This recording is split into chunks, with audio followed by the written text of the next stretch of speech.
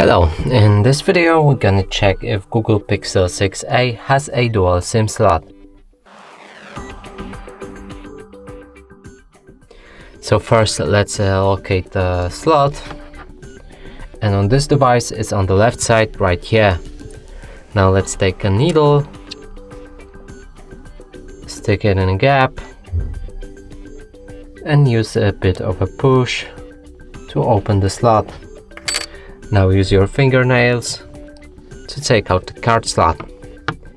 And let's see. So here's a one slot. And that's basically it. Let me read.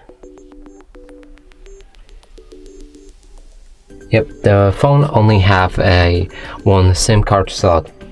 And that's it for this video. Hope you like it. Please consider subscribing to our channel, leave a like and a comment below.